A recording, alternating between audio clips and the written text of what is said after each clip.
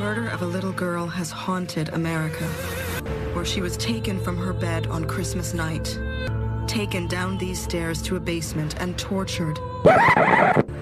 Where she was taken from her bed on Christmas night. She was taken from her bed. I got nightmares in my head, I fear.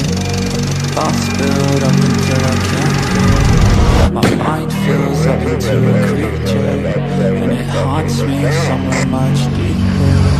I got nightmares in my head, I fear. Hello and welcome to True Crime Rocket Science, the most authentic voice in true crime. What's wrong with this picture? Look closer. JonBenet's pillow is missing. Where is it? Well, it's downstairs on the kitchen table, although it does seem to move around. When we talk about evidence in the JonBenet Ramsey case, the ransom note tends to get the lion's share of attention, do you agree? And then the flashlight gets a few scraps. But we almost never see analysis of the pillow, JonBenet's pillow. The pillow is an enigma, no doubt about it. John Ramsey actually made specific reference to it in his 1997 interview. Before we get to that, if you haven't subscribed to the channel, please do. If you're enjoying this analysis, please like, share, leave a comment. You can also hit the thanks button and let's get started. So if we go to that 1997 interview, Lou Smith says, if you see something that you don't understand or something that looks out of place, we'll take notes of this. So he's specifically asking John Ramsey to suggest, to volunteer something that to him is strange, unusual. And John Ramsey's response is, that is. And Lou says, he's pointing to photograph 2. John Ramsey says, this photograph 2 is her bed. I don't know where her pillow is. I mean the pillow on her bed. Lou Smith says, how about the pillow? John Ramsey, well, if it's a pillow, it should. Lou Smith says, is that normally like that? John Ramsey, probably, I just don't remember it. Might have been. It matches the sheet, and I don't know why it would be at the end of the bed. Kids slept on pillows at the head of the bed. Now, I don't know about you, but when I was a child and we shared beds, you would often have a pillow at the foot and a pillow at the head, and you would sleep head to toe. And so that seems to be quite normal. Isn't that something that you did? Anyway, Patsy Ramsey mentioned the word pillow 22 times in her 1998 interview.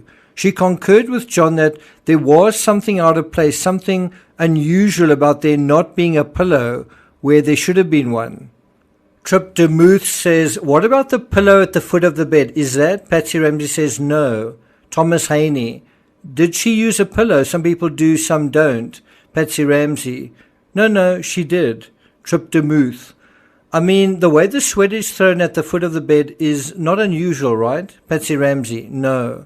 Trip DeMuth, she would have done that? Patsy Ramsey, right. Trip DeMuth, did she ever put a pillow at the foot of the bed? Would that be usual or unusual? Patsy Ramsey, that would be unusual. Now, I think there are a few alternatives to why the pillow is where it is. The first is that JonBenet got up in the night, as small children are wont to do, and went downstairs and into the kitchen with it. Do you think that is what happened? In other words, it is because of JonBenet that the pillow is there. The second option is that Gary Oliver, or whomever is intruder of the month these days, he decided to kidnap JonBenet and her pillow. Kidnapped JonBenet and her pillow from the bedroom, but got sidetracked by some Christmas cake in the kitchen. Do you think that's what happened? The third scenario is that the pillow is staged. Gary Oliver, or whomever is the intruder of the month, didn't kidnap JonBenet and the pillow. Also, JonBenet didn't take the pillow down there, and so somebody else did. It's staged. Staging, as we know, is misdirection and manipulation intended to try to exert control on or influence one's impression or perception of a scene. In my opinion, many experts who have tried to analyze this case struggle with the level or the degree of staging. Some see the garrote as post-mortem staging. I don't. I think that's taking the staging to unnecessary and unlikely extremes. Meanwhile, others see the ransom note as the real thing, which in my view is pretty ludicrous. In my opinion, the level of staging in the Ramsey case is very high, and this may or may not have something to do with the staging that is par for the course in pageants. Pageantry and staging is, of course, virtually the same thing. In order to figure out the purpose of the pillow on the kitchen counter and how it got there, we need to see it in context. What is also out of place on the kitchen counter or nearby? Answer, the flashlight. And the ransom note, which is just around the corner.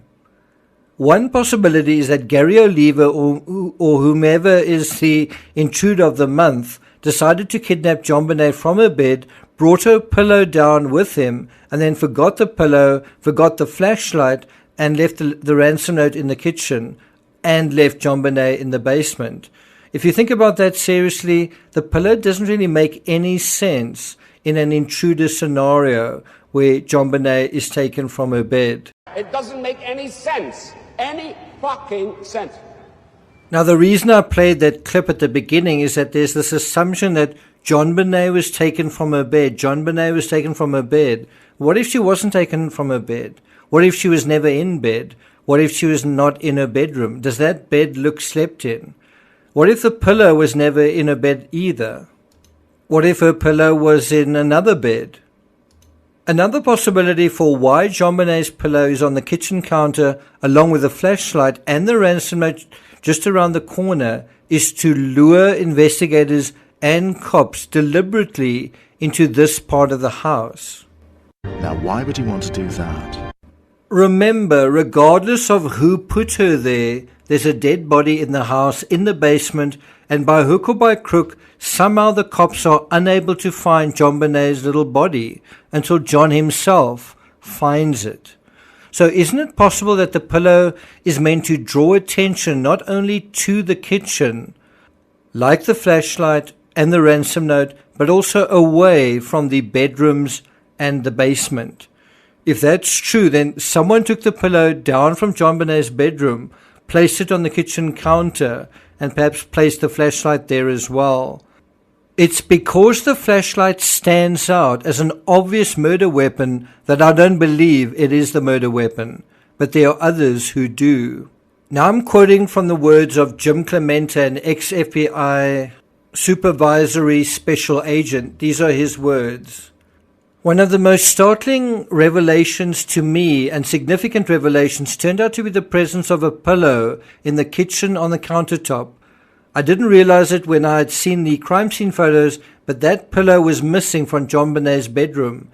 Had we not reconstructed the bedroom and the kitchen exactly as it had been in the crime scene videos, I wouldn't have been able to put two and two together that somehow JonBenet's pillow came from upstairs on her bed to downstairs in the kitchen, and that connection would become very significant to me in terms of reconstructing this crime scene, in terms of trying to put together the movement of the people in that family. Well, now because of the pillow on the kitchen counter, Clemente imagined precisely what you would imagine, that JonBenet gets up in the middle of the night, goes downstairs with a pillow, and is murdered right there in the kitchen. Look, there's the murder weapon.